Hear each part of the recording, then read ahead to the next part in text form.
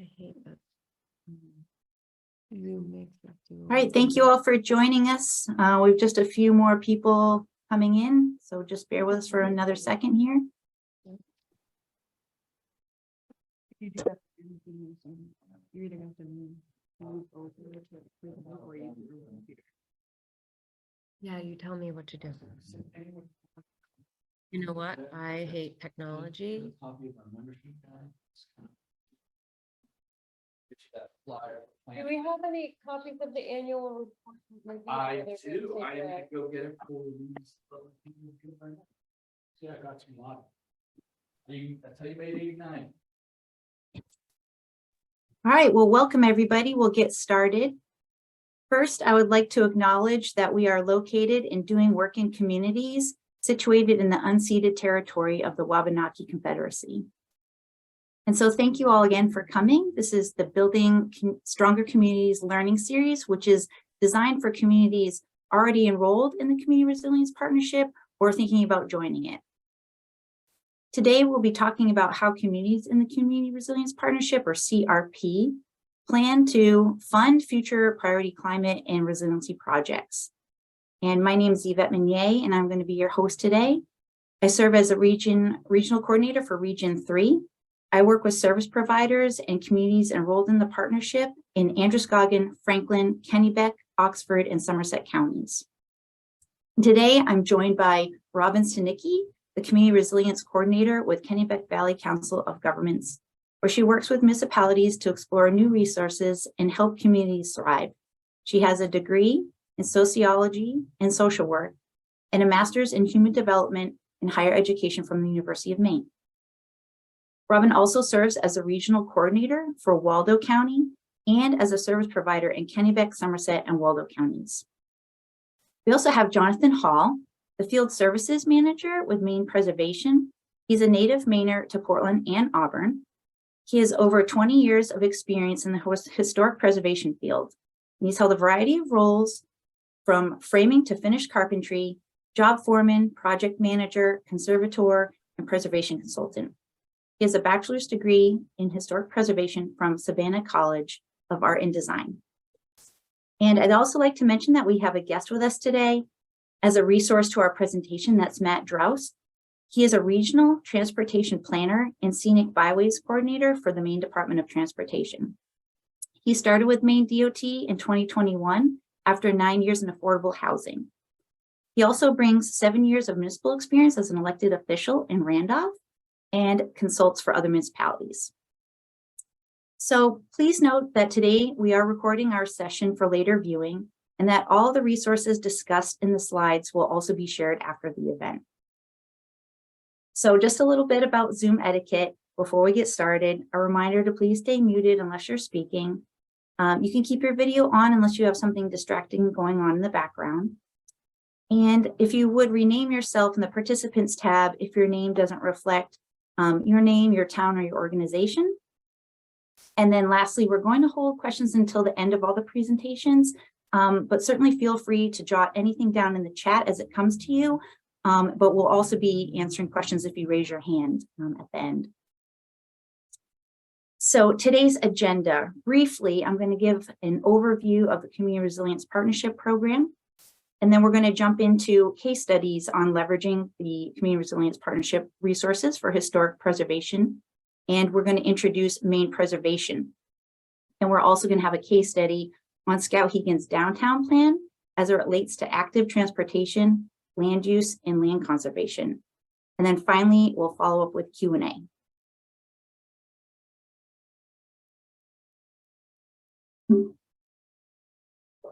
Sorry. So first off, I just want to share very briefly an overview about the Community Resilience Partnership for those of you who are unfamiliar. Community Resilience Partnership is a new grant program through the Governor's Office of Policy Innovation and the Future. The program supports municipal actions aligned with Maine Won't Wait's 4-year climate action plan to reduce emissions and prepare for the impacts of climate change. The CRP aims to secure grants to directly assist municipalities and tribal governments undertake climate and resiliency actions. So enrolling in the CRP is the first step to accessing this assistance. It's going to require a town to pledge its commitment to addressing climate change and resiliency. And then it includes undertaking a self-assessment to determine your resiliency baseline. And it involves a community in decision-making through a public process. And to learn more about this, there is a link in the chat to the program. So once you have enrolled, you can begin applying for grants with the technical support of the CRP program. This may start in the form of assistance from a service provider you may have chosen to work with to complete the enrollment process. And they're going to help you with your first program-sponsored community action grant application as well. However, if you choose to enroll on your own, which you may do, your first contact would be your regional coordinator. And regional coordinators are there to assist with grants beyond the initial assistance of the service provider, and it extends through your enrollment in the program, which is reevaluated every 2 years. Regional coordinators are going to assist you with other state, federal, and private sources that can support any of the 72 actions aligned with the Maine Won't Wait strategies. And we're going to get to those strategies in a moment. We are also looking to coordinate collaborative grant proposals with communities in our regions. And there are 4 regions: a southern region, a down east region, a western and central region, and a northern region. And regional coordinators are going to also assist in bringing additional project development and technical assistance for these programs. The program supports a biennial no-match community action grant, which can range between $50,000 and $125,000, depending on if you are doing an individual town project or a collaborative project, with due dates in March and September of each year. And these actions cover the gamut from transportation, building modernization, emissions reduction, natural resource protection, infrastructure planning, and much more. And you can also use community action grants to leverage other funds. And so today we're going to share with you how some communities are using the CRP to plan and fund long-term projects into the future, starting with Greenwood and Carthage. So just for context, Greenwood is a 43 square mile town in Oxford County with a population of 800, which can increase to 2,000 in the vacation season. They own a modest modular building for their town office, and they have a 2-bay fire station, a public works garage, and then also a historic old town hall. Whereas Carthage, it is a 33 square mile town in Franklin County, has a population of 500. It also has a modest town office, which is a formal schoolhouse, a 3-bay fire station, and an old Grange Hall that is now serving as their community center. So during the community engagement workshops held as part of the enrollment process this summer in both these communities, they both identified a desire for municipal building efficiency upgrades. So as a regional coordinator, I came across the Maine Community Foundation's Belvedere Historic Preservation and Energy Efficiency Grant, which aligns with several of the building modernization actions in the program that Carthage and Greenwood were considering. So if you're not familiar with Belvedere, this is a $5,000 to $20,000 no-match grant with a June 2nd deadline, and it is for making renovations and energy upgrades to historic buildings owned by either a nonprofit organization, municipality, or a quasi-municipal entity. One requirement is that the building must be registered on the National Register of Historic Places or be determined eligible for listing on the register, or it could be a contributing building in a nationally designated historic district. And Belvedere has 2 tracks of funding. One track is for restoration work, which can include a $5,000 part towards an energy audit. And the other track is to implement actions identified in an energy audit, like insulation, new heating systems, lighting upgrades, and much more. So we shared a link to the program in the chat. And we want to note that they currently also have a $5,000 energy audit only grant available that has no deadline. So back to Greenwood. Upon further evaluation, it was discovered that Greenwood's Old Town Hall was already registered on the National Registry of Historic Places. And they'd already been looking into a new roof for the building, so they had a quote on hand, making this very handy. Understanding that the energy audit was a requirement for coming back to Belvedere for a second round of funding, it made sense to move forward with that first track of funding. And we also knew that future community action grants could help implement some of those energy audit finding as well. So in August, Greenwood found out that they were successful with their Belvedere grant. However, I will note that we had some difficulties finding a contractor willing to provide an energy audit on a non-commercial historic building. So just a word to the wise to get started early when looking for contractors, because you do want to have a quote to provide in these grant applications. So as a regional coordinator, it's my job to explore a variety of funding sources, and I use what I learned from one grant or rebate program and efficiently apply it to other towns. So in this case, I began exploring Belvedere grant with the town of Carthage. And what we discovered is that while their community center had an incredible story of being a former creamery that was relocated across the river to Carthage and served as their grain shawl, it lacked that historic designation needed for Belvedere. So I helped them with the Maine Historic Preservation Commission application. And within just a few weeks, we found out that the building was deemed worthy to be listed on the register. So now we're able to qualify for Belvedere in June. Another resource I was able to provide Carthage was connecting them with an energy auditor based on the research I had already done for Greenwood. So with Greenwood, we had contacted 12 different companies listed on Efficiency Maine's list of preferred vendors. And I did find somebody who was willing to tackle the project, but during that process, I started looking into community action programs as well as a source of energy auditors and came across Western Maine Community Action. They cover Franklin County where Carthage is, but they didn't cover Oxford County where Greenwood is. So Carthage got very fortunate that Western Maine Community Action was willing to do an audit as a donation, and not just for their community center, but also for their town office. So this slide here illustrates some of the measures that they were undertaking, the Western Maine Community Action folks. To the left is a photo of the blower door test, which is measuring leakiness of the building, and that's the select board member learning more about it. Center photo is the old grain shawl turned community center, and then to the right is another Western Maine Community Action employee showing us how the infrared gun works to show the presence or absence of insulation in the building. Another point I wanted to make is that we had also been anticipating a new Efficiency Maine small municipalities retrofit program this last August, which both communities could apply for. And the timing is such that it runs until August of 2023, and that overlaps with the September 22nd, 2022 and the August 2023, and the March 2023 community action grants through this program. And it also is going to overlap with the Belvedere grant due in June. So there's going to be even more support for these Efficiency Maine projects. So, while I've been assisting other towns with the Efficiency Maine program, I've definitely become more familiar with vendors doing this work and the points of contact at Efficiency Maine who can really help evaluate the merits of a project or their program.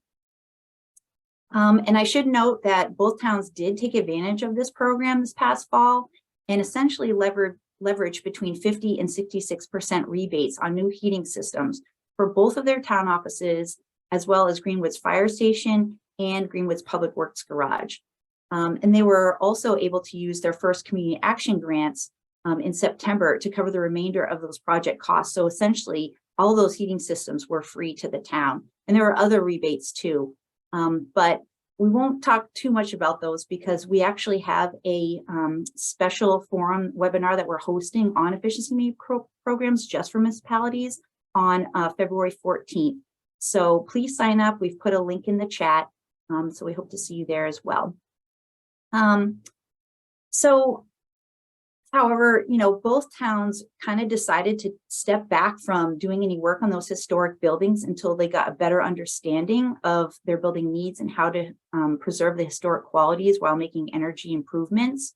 So we decided to get thinking more about those next steps in Carthage, and we invited Maine Preservation to join Western Maine Community Action while they perform the energy audit to kind of weigh in on best practices and precautions when undertaking these renovations on historic buildings.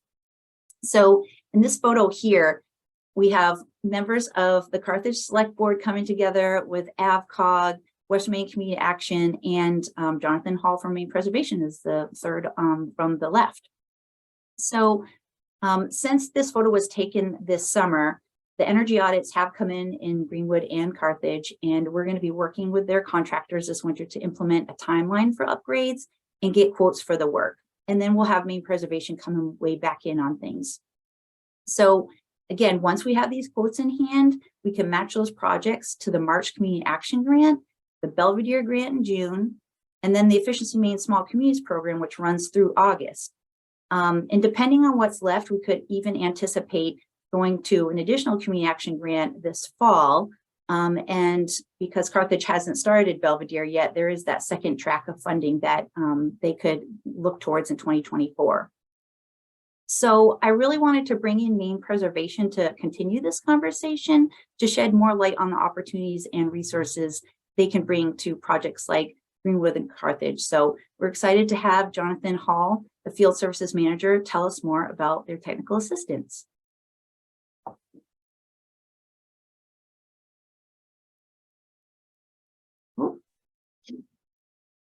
Good morning, everybody. I'm sure some of you are familiar with Maine Preservation, since we have just celebrated our 50th anniversary. So founded in 1972 in the quaint town of Hollowell. And I just happened to notice that I'm actually wearing the same shirt today that I was wearing in the photo that Yvette just included, and it was completely unintentional. So Zach, next slide, please. So in 1971-72, Hollowell was faced with a potential road project that would have just, essentially bulldozed their downtown along Route 211. Not only would it have destroyed most of the commercial buildings, but it would have created a physical and psychological barrier between the town and the Kennebec River, which, in looking forward at the time, some people thought it was a good idea. Looking back from this point, it would have just been a devastating, detrimental blow to the town. So concerned citizens got together, formed the Maine Citizens for Historic Preservation, which started out with one part-time volunteer, and now we're 4 full-time paid staffers. So our mission: to promote, preserve historic places, buildings, downtowns, and neighborhoods, strengthening the cultural and economic vitality of Maine communities. So nationally, it's been found that the tools of historic preservation, they work, following the Historic Preservation Act of 1966, which kind of kicked off the whole movement. The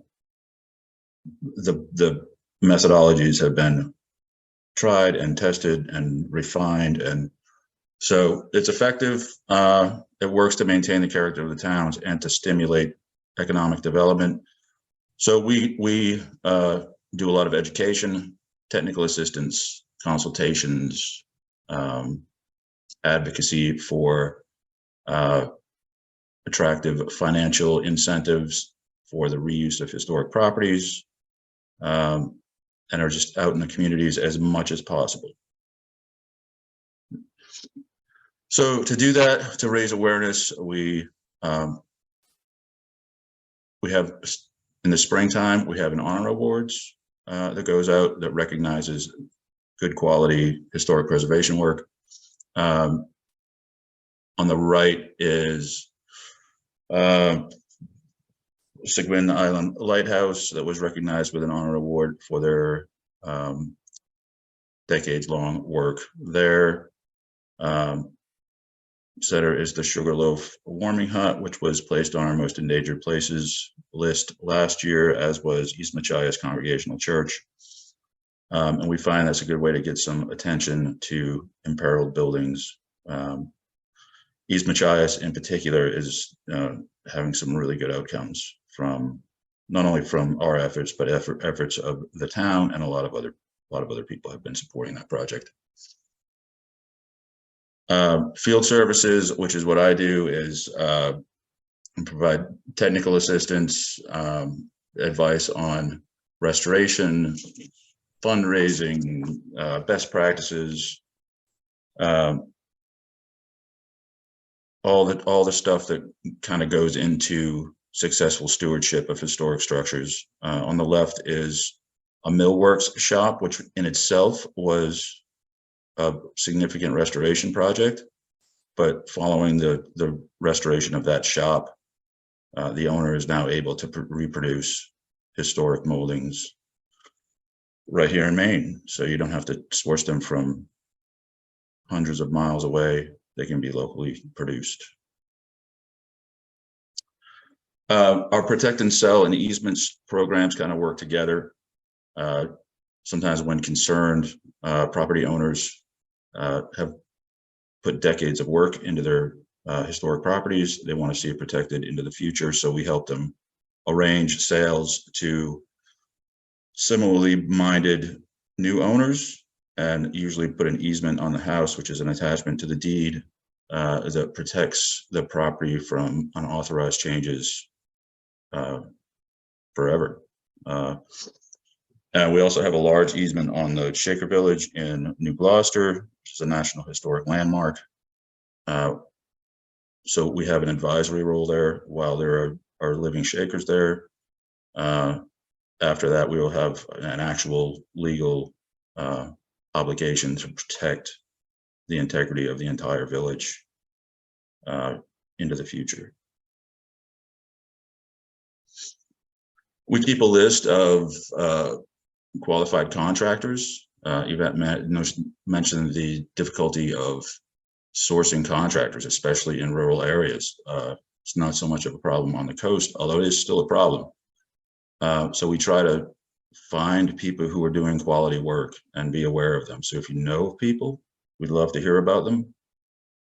There's not enough people out there doing it. So we also have a workforce development initiative underway where we're hoping to get some training programs in place to help people learn traditional trades, joinery, restoration work, plasterwork, ironwork, traditional carpentry skills, all that stuff, because it's been proven that you can make a decent living doing it. You can maintain your independence, your autonomy, and make a comfortable living. Just depends on your level of commitment and motivation. So we also do this summer fellows program where we match recent grad students in historic preservation programs with our partner crafts and trades people, so they can get some actual exposure to hands-on work rather than just the academic side of things.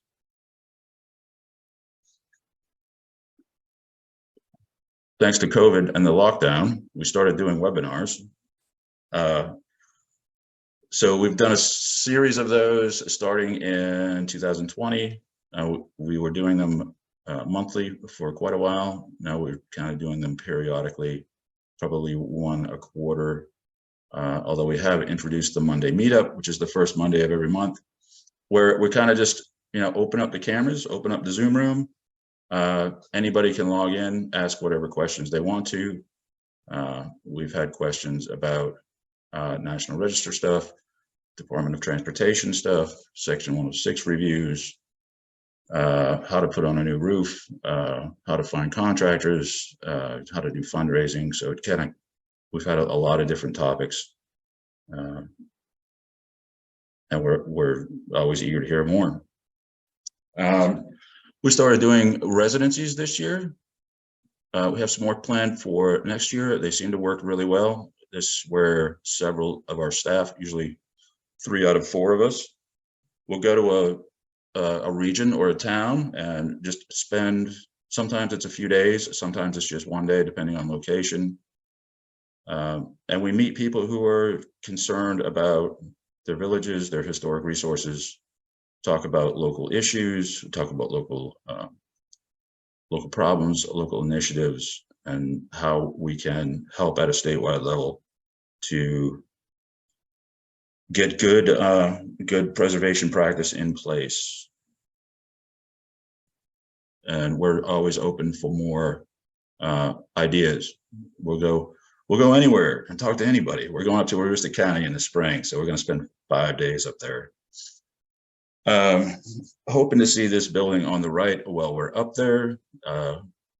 This is way up in Grand Isle, a beautiful former Catholic church that is now a cultural center. And not only have we supported that with the 1772 Foundation grants, but the Northern Borders Regional Commission, which is a federally funded source of revenue, specifically designed to address towns, cities, industries that have been affected by the loss of forestry jobs. So it's it's great in the state of Maine, and we hope for even more funding through that. Yeah, we work all over the state, from, as I said, Aroostook County all the way down to Kittery. So here's a list of some of the projects, some of the towns that we've helped out with, and a lot of these are just become relationships that are years long.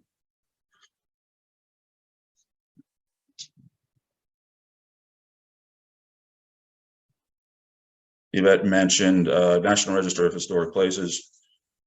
So that's important for all of these grant opportunities. If your building is listed or eligible for listing, it not only makes you more attractive to potential funders, it can also open up the possibility of some grants through Maine Historic Preservation Commission itself, and it can also qualify a building for use of the historic preservation tax credits, which can be really attractive for downtown revitalization, and they can be combined with affordable housing credits. So it's just incentivizes investment in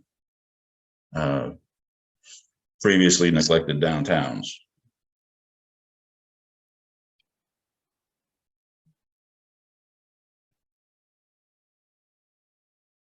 Successful preservation projects have some things in common.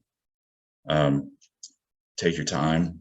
Like I said, some of our relationships are decades-long relationships. Sometimes things fall into place quickly, but usually it takes many years of planning, small steps, some setbacks, some big steps. So, engage with us, engage with Maine Historic Preservation Commission. Make sure you're not going to do something to affect the building negatively that would disqualify it from being included on the National Register of Historic Places or eligible or included in a historic district. Buildings don't have to be nationally significant, only locally significant. So a lot of buildings that you wouldn't think would qualify actually qualify and are eligible. One thing that Maine Historic Preservation Commission and the National Park Service look for is the level of integrity of the building. That is that it still reflects its character sufficiently as it did at the time of historic significance. So sometimes if you go with maybe some more obvious improvements like replacing windows or replacing siding, it can negatively affect that, which can negatively affect your future funding, because it's considered, in this case, it's considered damage to the building. Moving the building is not usually a good idea. It's best to talk to Maine Historic Preservation Commission before you do that, because site setting are all factors in maintaining the historic integrity. And a few potential funding sources that we work with. Yvette also already mentioned Maine Community Foundation, the Belvedere grant. They also have the Community Building Grant Program, which is not strictly defined towards preservation projects, but depending on the building and intended use, could be applicable. Maine Historic Preservation Commission has the Historic Preservation Fund, certified local government grants, maritime history grants, Save America's Treasures, and quite a few others. But you just have to kind of look into these, run them down, see if they fit in your situation, see if your building qualifies, see if your programming qualifies. There's also Maine Steeples Fund, which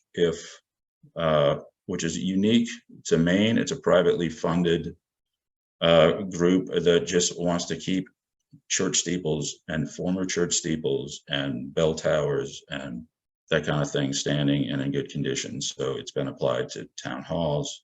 It's been applied to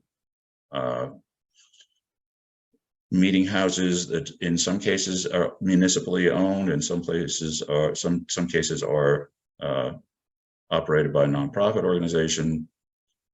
So the only stipulation is that it can't be privately owned. So Betterment Fund, Stephen and Tabitha King Foundation, they like to fund libraries, although they have funded other initiatives.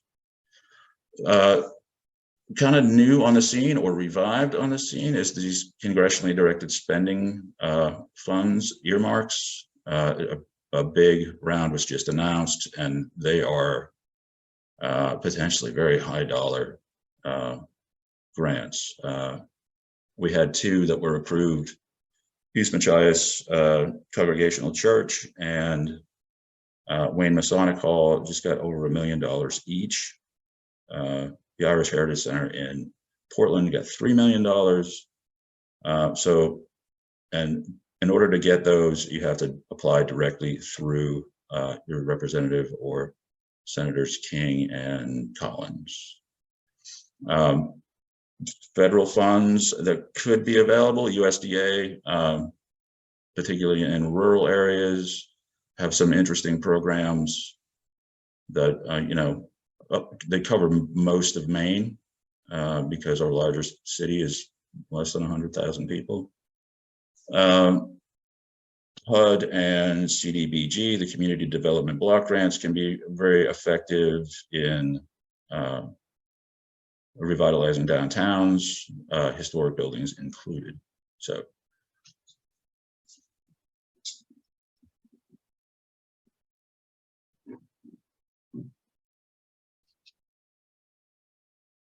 All right, thank you, Jonathan. You're welcome. All right, next up, we've got Robin Stanicki to present on what's going on in Skowhegan.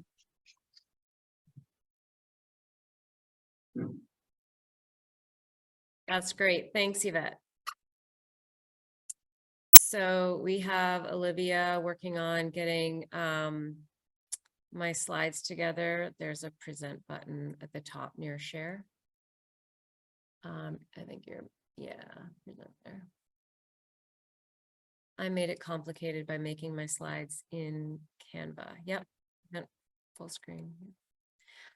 So yeah, we wanted to talk a little bit about Skowhegan. Now, KVCOG has a special relationship with Skowhegan because the town has contracted with us to provide planning services. So one of our planners, Joel Greenwood, regularly interacts with the town to provide many different types of planning services.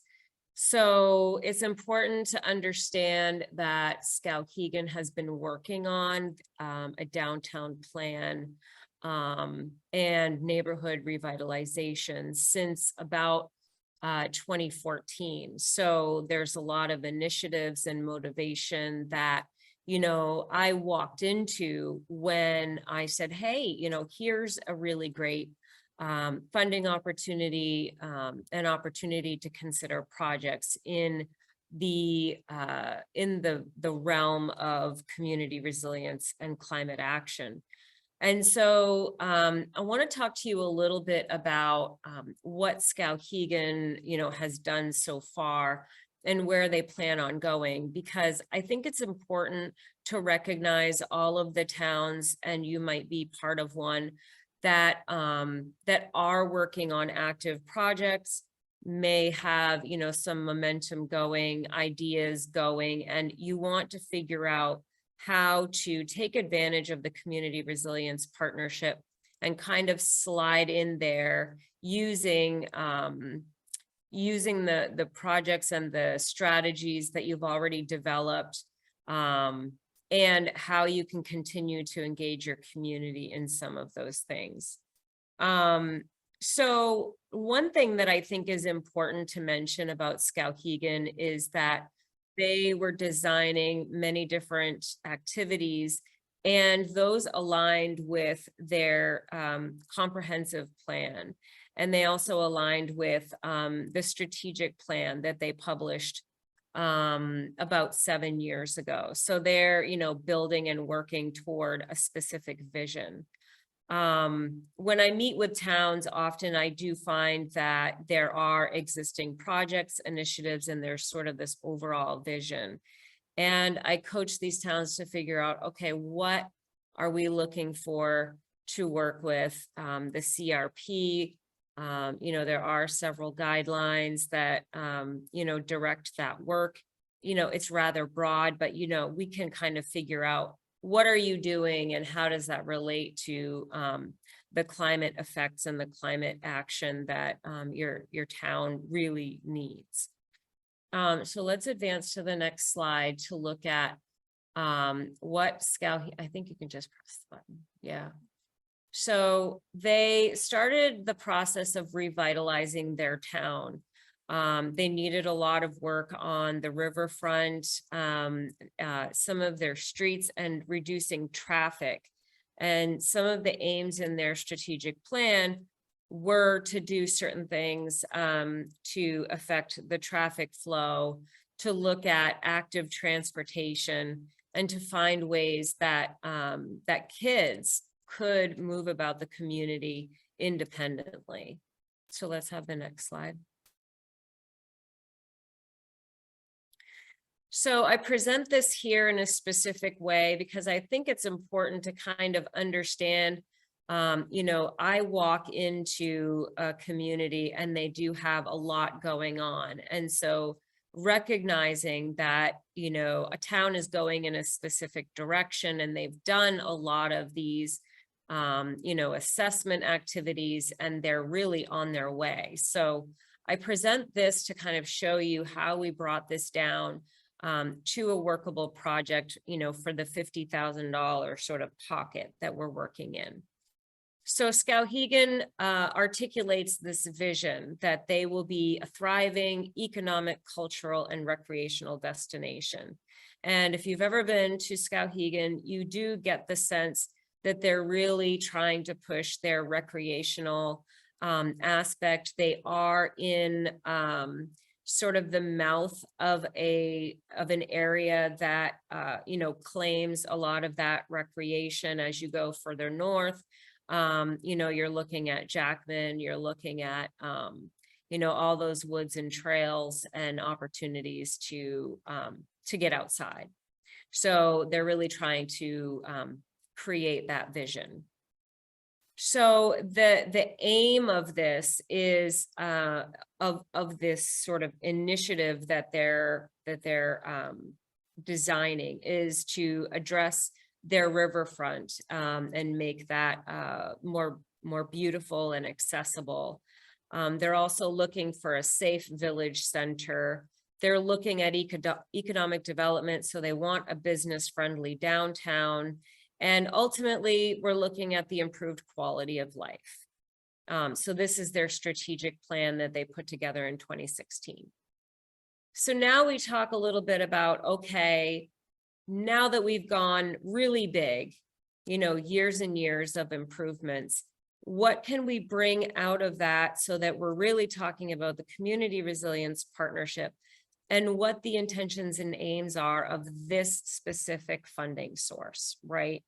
So what kind of project goal can we use the community resilience partnership funds as a whole, or to match other funds that are related in those intents? So that stated goal is to increase active transportation options, dedicated pedestrian and bicycle infrastructure, reducing the downtown traffic, and promoting health and wellness and sense of community. So you can kind of get a sense that we pulled from that global aim and vision, you know, some of these ways that you move about in the community. So let's go to the next slide and we'll look a little bit about what were some of those change ideas that came from community engagement activities that were conducted before I became involved with this project. So some communities may have already passed this point. So we need to kind of figure out how we can work backwards. So it can be a little challenging. So they engaged the community. They came up with some of these change ideas. And if you've looked at the Community Resilience Partnership enrollment packet, you know that one of the requirements is to hold a public meeting. And you're looking at what are the community priorities and what are some of the ways that you can get to, you know, that ideal with these change ideas. So the community is looking for all of these things that relate to that project aim. So it's a lot about active transportation, making these spaces more welcoming, but then also making these spaces in terms of optics, making them look like one could use them. So, you know, it's not a hidden trail. It's not something that only the locals know about, but it really is visually appealing.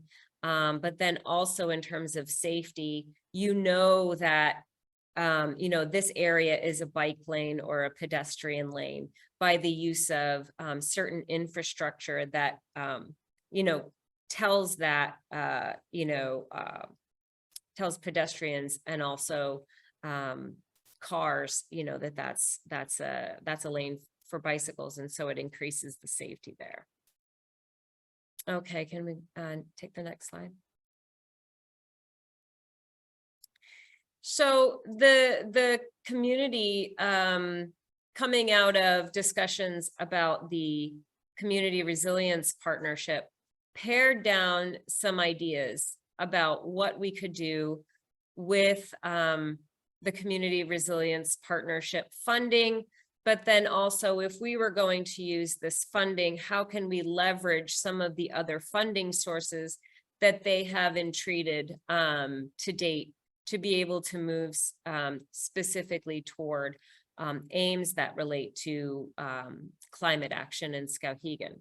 So this talks about bike trails and pedestrian trails in a specific area.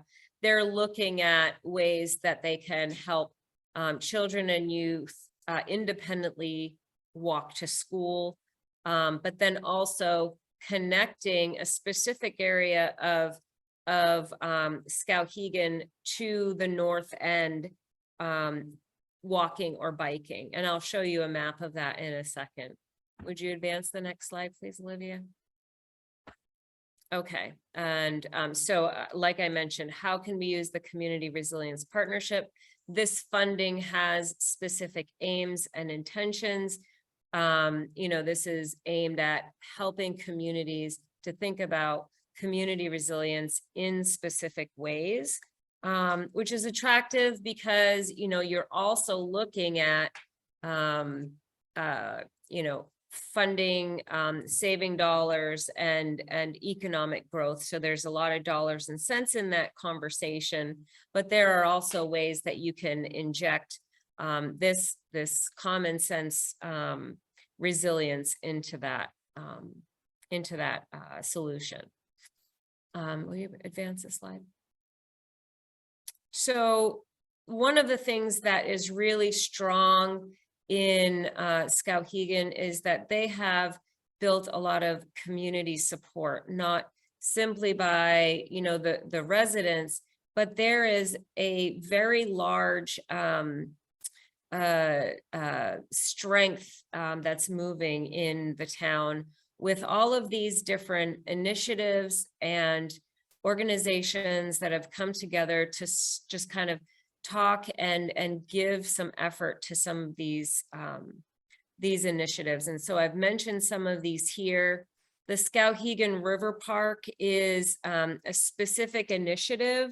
The River Park actually got a $2 million earmark from the congressionally directed spending fund. And they also, the town itself donated or earmarked another $1.4 million to address many parts of the waterfront. And other areas like Build Maine has come together to, you know, help figure out solutions and leverage other funding sources that they have. So you can kind of see that there's been some momentum here in trying to figure out solutions that advance that vision. Next slide. So here's that map that I was referencing. The project that they'd like to do that most affects the vision here and can speak most closely to the Community Resilience Partnership is to address this specific red line here. And this red line connects a trail system here that's noted on the right, goes through a community and then connects with, if you can kind of see it, this is a pedestrian footbridge that crosses the Kennebec River and goes to the north side of Skowhegan, where there are shopping districts, the actual like downtown infrastructure, and then several schools and facilities for families along the way. So the project is unique because we're looking at several different ways that you know, you can reduce traffic. This goes through a specific community. So you're looking at, you know, families being able to go on this trail. The trail is intended to be a multi-use trail. So this would be biking and pedestrian use. So you can imagine this gives some leverage to communities that are looking to reduce traffic and increase active transportation options. So this is one way that it can connect to their other initiatives across the bridge to make that riverfront and river park and downtown areas that they're working on to increase those pedestrian and bicycle safety initiatives. Would you advance the next slide? Okay, so what I needed to do with this committee is to try to figure out how we can work backwards to enroll in the Community Resilience Partnership. And this involved, you know, a lot of conversations about the resiliency context and really combing through everything that they have done to date and how those conversations can evolve into the community resilience intention of this specific program. And, you know, it really wasn't that difficult because we really had a motivated community committee that was, that really took to these concepts and were willing to point out a lot more of those points that you know, engaged resiliency in terms of the 7 strategies that are discussed in the climate action plan for Maine. We did need to figure out how to creatively go back and engage the community again, though there was such a robust community meeting that was project oriented for what they had already done. And so this was a little bit challenging because all of the activity in Skowhegan to date was so pointedly focused on, you know, this is our project, what do you think of it in the community, right? And so I had to say, well, we're going to walk backwards and we're going to talk to the community about climate resilience and the effects of climate on the lands surrounding the community, and what are the sort of the landscape of ideas that we could engage. So, you know, having to walk backwards and actually design this community engagement meeting was probably the biggest challenge for them. So let's look at my last slide. So as this this session is about leveraging some of those funding sources. Now, Skowhegan already has a lot of funding sources that are sort of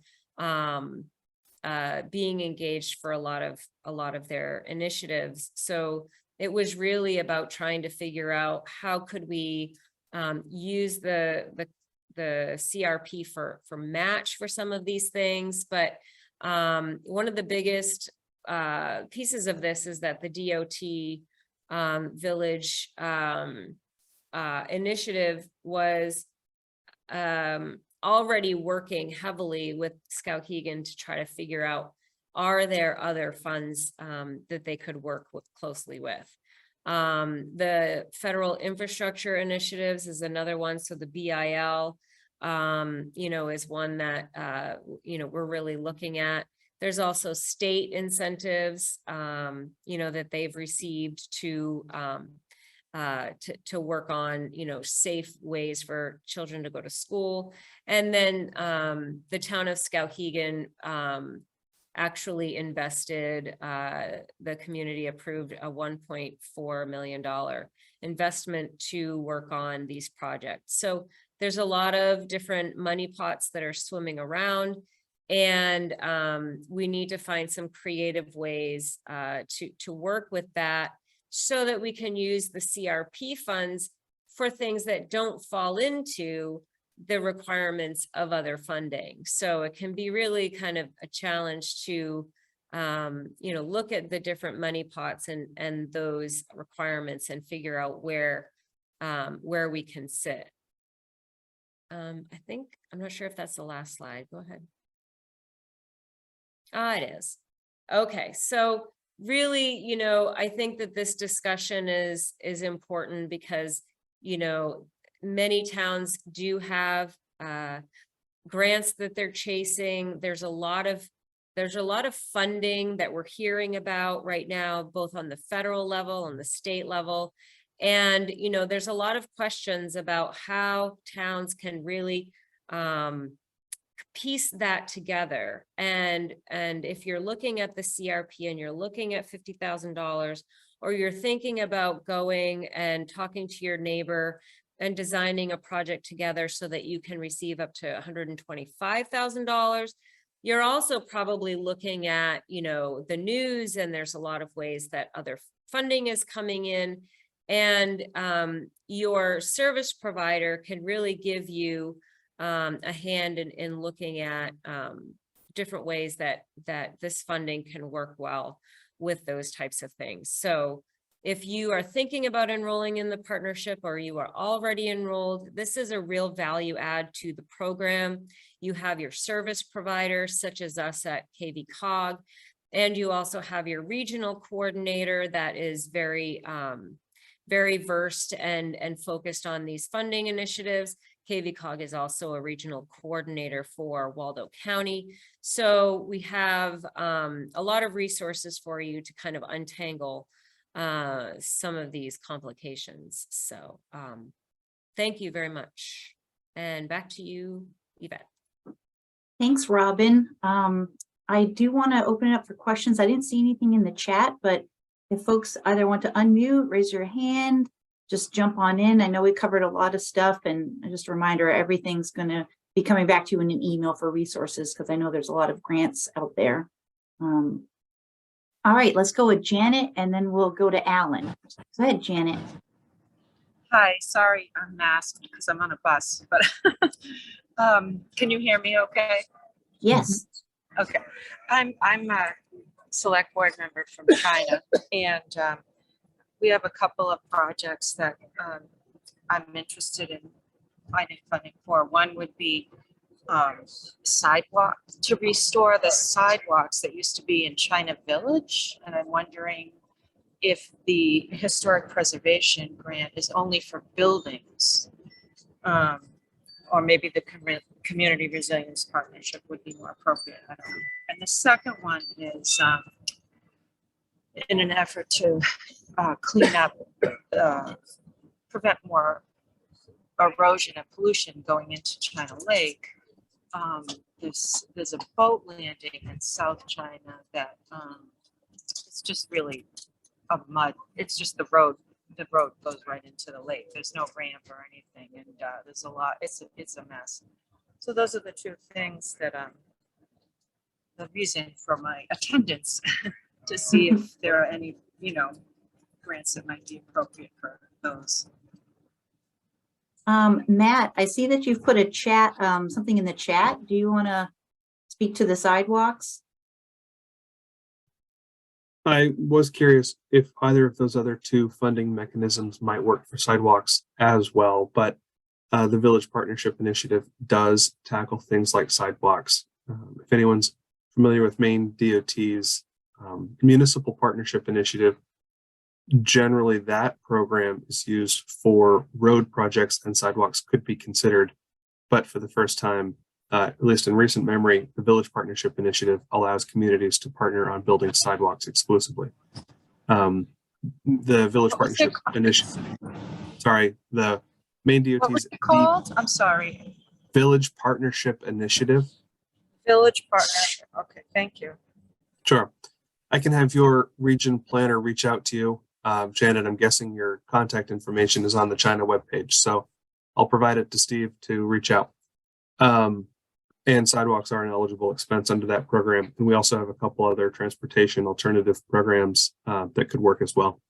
Matt, I'll just, sorry, this is Joel Greenwood, the planning director from KVCOG. Janet, we've actually already had some very preliminary talks with Rebecca at the town office about the VPI, so she's aware of it. I know she's been far too busy to, I think, take it much further at this stage, but we have had some preliminary conversations about that. So,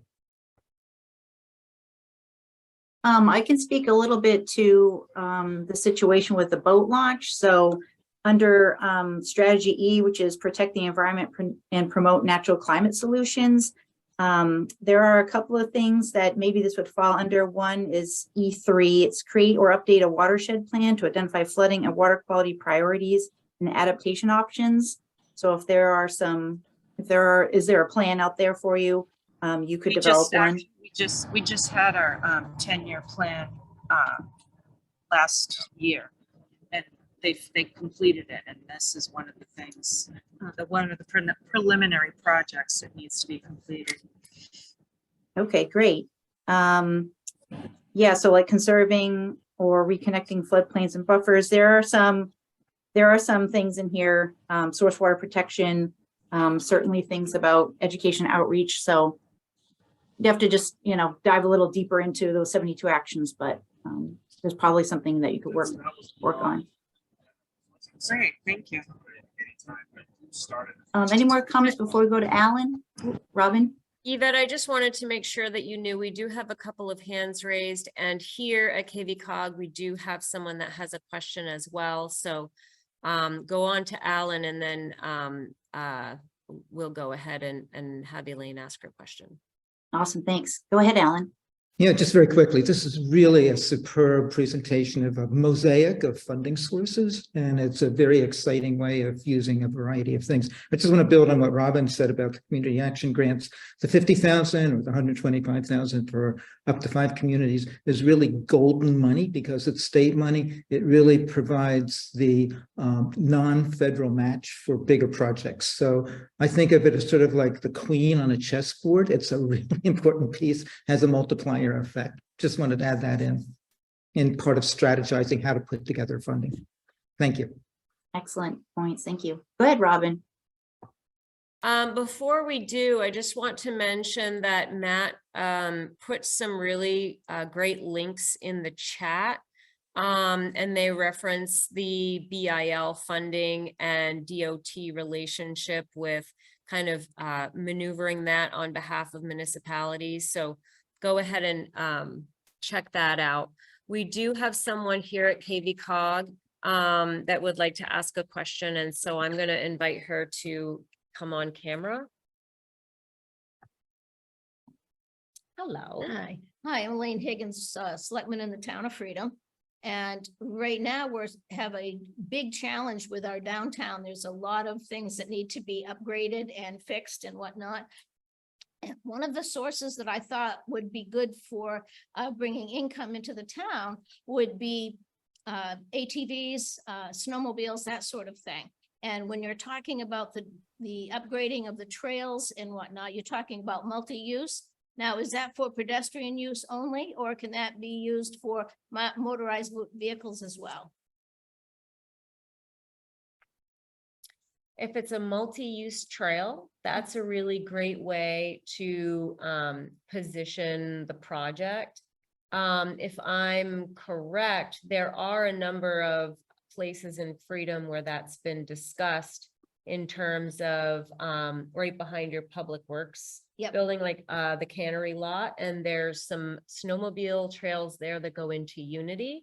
I think that that's an interesting sort of way to think about you know, what do people go to Freedom for, and right? Not much. So, you know, it's considered active transportation. Certainly the idea of like ATVs and things like that sort of fall sort of out of line of when you're thinking about active transportation as walking, biking, things that reduce fossil fuel emissions.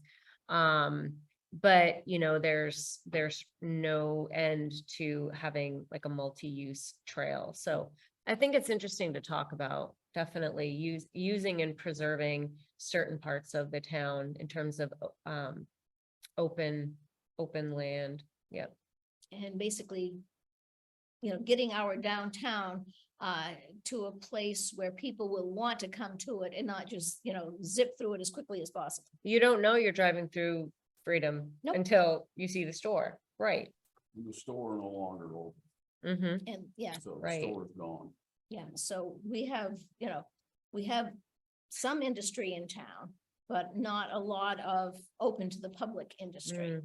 Let's look at some of Matt Drost's ideas about the Village Partnership Initiative, and you know, think about how it can intersect with CRP. And I think that's a really great way to position any project conversations, certainly looking at existing funding that already encourages you to think about revitalizing your downtown and thinking about ways that residents, you know, walk through, bike through, what it looks like when you slow down, right?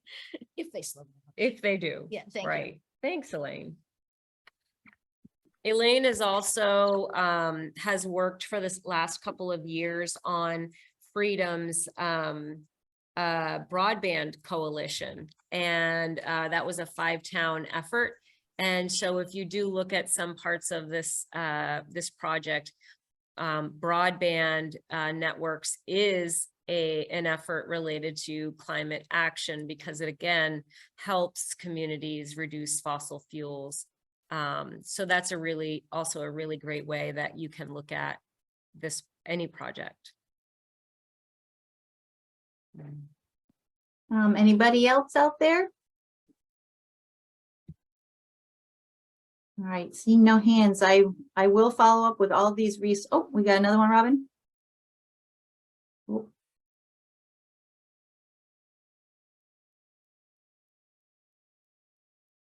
You're on mute, just so you know.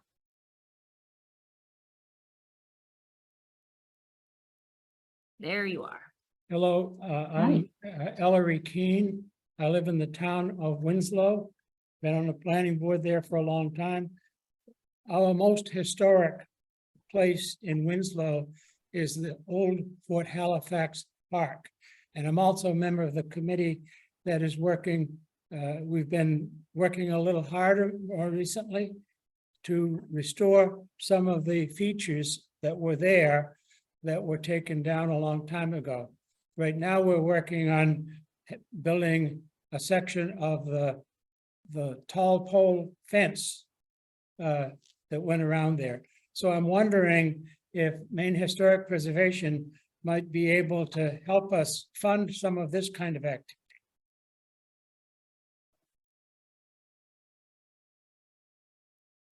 John. Hi, thanks for the question. I think it would depend on how everything is structured. That's usually the answer. It would require a little bit more of a conversation on my part, and I'd be happy to do that with you if you want to reach out to us here at Maine Preservation.